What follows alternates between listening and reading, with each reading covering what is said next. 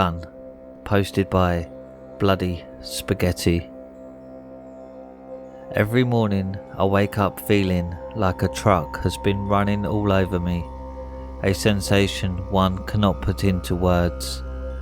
It's not so much a physical sensation, it's beyond that. It is very spiritual, or perhaps metaphysical, as if the sky had collapsed on top of me with the entire weight of the universe in an attempt to crush me into oblivion. And these are the nights I manage to stay asleep for more than 2 hours straight. I cannot stay put during many nights, either due to sheer inability to fall asleep because I mentally eat myself alive, or repeat inside my own head for no reason whatsoever, or because a bizarre cocktail of dreams and memories form in my sleep, forcing me awake. The first thing I see whenever I get out of bed is just how red my hands are.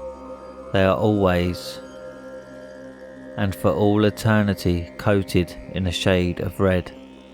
No matter what I do, the red won't come off. No amount of washing and scrubbing takes that red off. On hot days, I can tell my sweat smells like rot, and death too. Every morning I curse my own existence. I cannot blame anyone but myself for these circumstances. However, it was my own choice to work as an executioner my entire adult life. The jobs pay, and you've to put bread on the table. Two-legged swine, four-legged swine, we all die the same. It stopped mattering a long time ago what kind of neck meets the edge of my blade. I went from one slaughterhouse to the next, knowing all too well what awaits me there. Everything I have to endure through is my own fault, and since I am not doing anything to change that, who am I to complain? The bloated, decaying creature in the mirror that's missing half of its skull already does a wonderful job of reminding me just how awful and worthless I am. Every morning when I go to wash my face, I am greeted by this monster that reminds me of my existence being a mistake, screaming at me, telling me I am nothing but an abomination that needs to be wiped out from the face of the earth.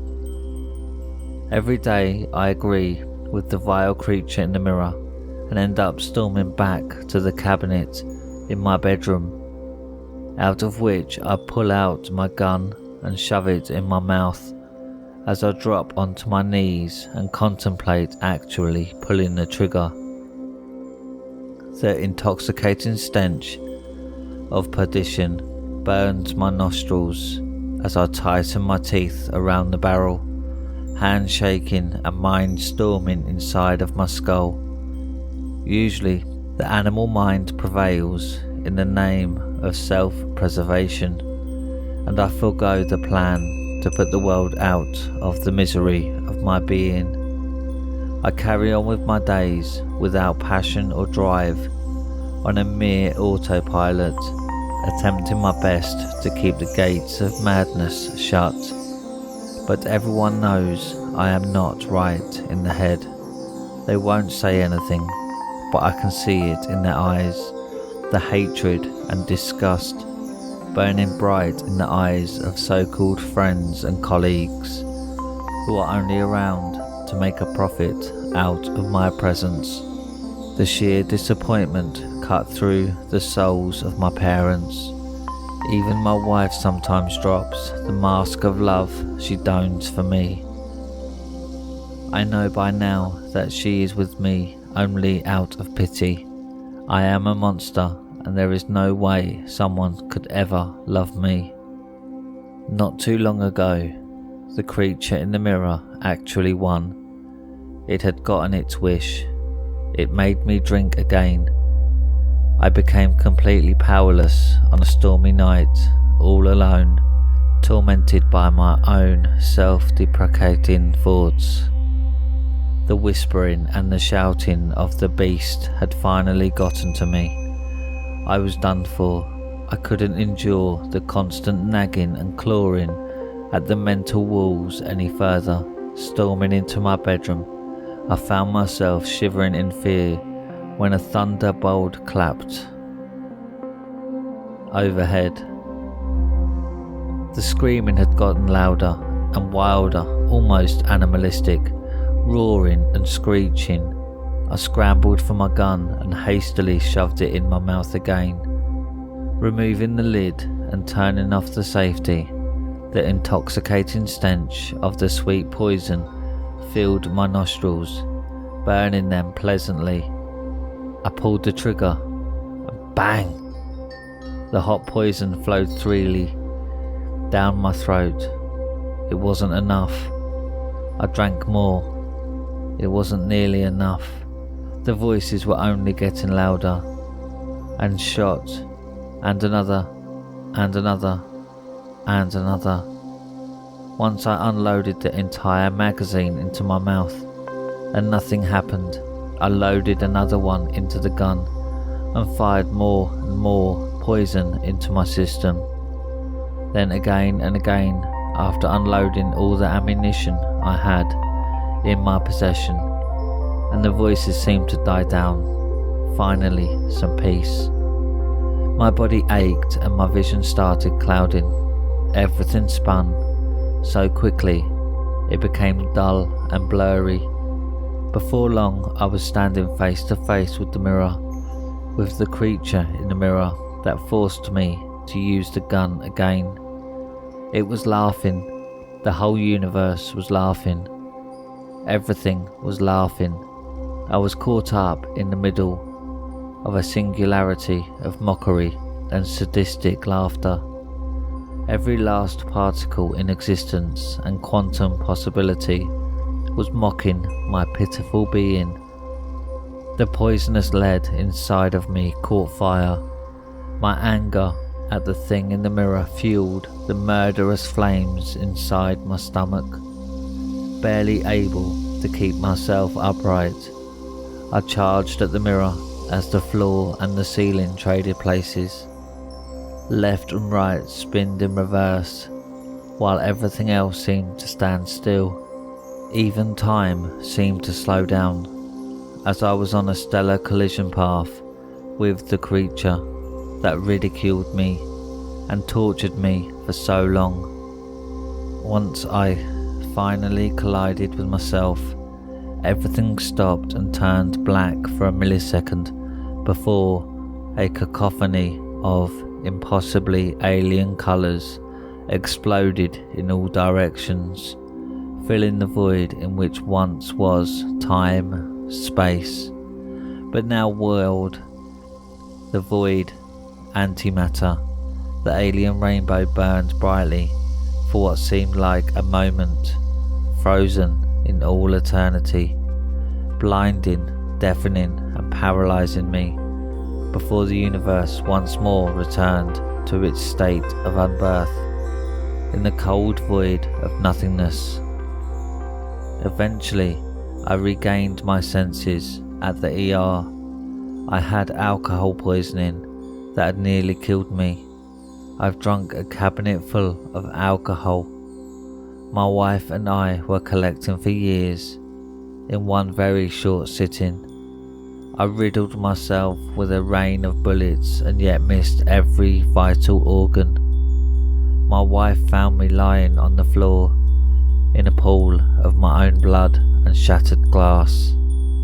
Now every time I look in the mirror, the creature looks a lot more like my reflection, with that massive cut I gave myself across the left cheek when I headbutted the bathroom mirror in a drunk rage-filled attempt to murder the demon in my head.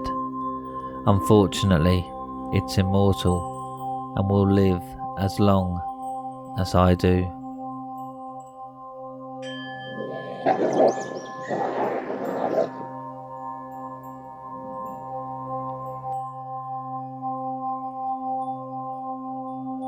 A nightmare saved me, posted by dependent ad 87493. So this was during spring. I was with my friends Jeremy, Helen and Josh.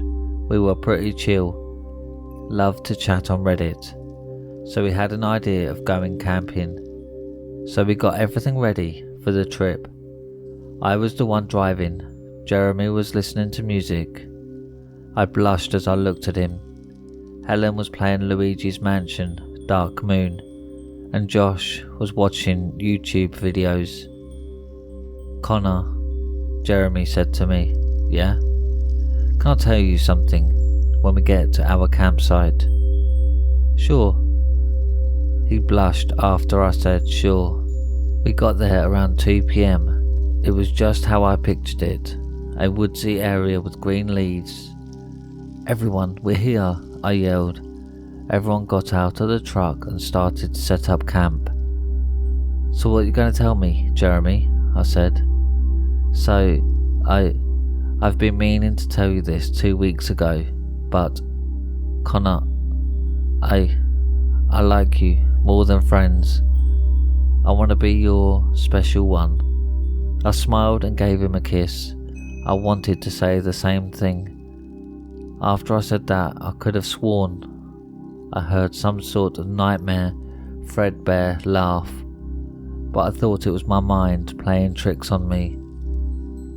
So when we hanged out for a while, I told Helen and Josh that me and Jeremy were now dating. Now Josh was happy and Helen was mad. "Helen, what's wrong?"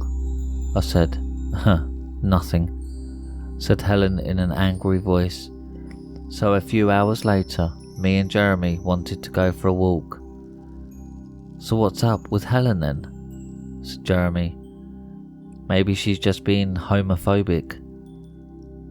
I said, "Oh, okay." Then someone in a deep, raspy voice said, "She's not homophobic." "Huh? Who's there? Show yourself." I said. Then a nightmare animatronic that looked like a typical Yandir girl emerged from the woods. "I am Nightmare Y, the protector of these woods and homosexual couples. And Helen is a Yandir. For you, Connor." "What? Me? Why?" I have no idea why these types of Yandir girls only go for homosexual guys. Just don't trust her." "Oh, okay. We won't trust her," Jeremy said. So next morning I was greeted by my boyfriend on top of me. "Morning, babe," said Jeremy in a seductive voice. "Morning, babe," I said in the same tone of voice as his. And just like that, we started to make out, and eventually he started to slide down my pants and started to stroke my cock. My moans filled the camping tent as I felt the pleasure. Eventually, I came all over Jeremy's face. He licked it all off and said, "Your cum tastes so good." A few hours later, Jeremy and Helen were taking a walk. Suddenly Jeremy started to come in front of me and said, "We know what you are and what you want from my boyfriend, so give up and leave us alone." Then Helen knocked out Jeremy with her bat. "Helen, why the fuck would you do that?" She shushed me with her finger to my lips. "Shh, darling, once I kill him, you're all mine." "Helen, stop. You don't know what you're doing." "I know what I'm doing, darling. Now come here." She was about to kiss me when Nightmare Yor saved me by tackling her to the ground and punching her. "Get Jeremy and start the car. I'll be there in a second," he yelled. I picked up my boyfriend and Josh was already in the car, scared. Jeremy woke up and said, "What's happening?" "Helen tried to kill you," I said. I put Jeremy in the car and I got in next to him. Eventually, the nightmare you are got into the car and started the engine and sped away from the campsite. This had to be the scariest camping experience ever. Note to self, if you're a gay guy, do not bring a crazy girl with you while camping.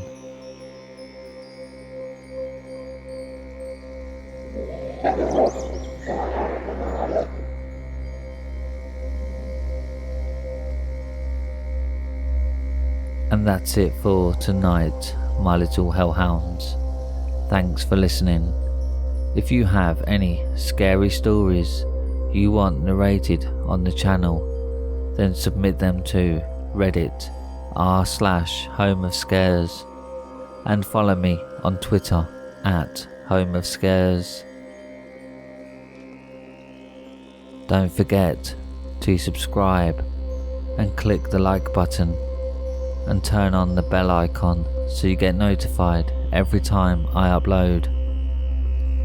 Now, good night, my little hellhounds.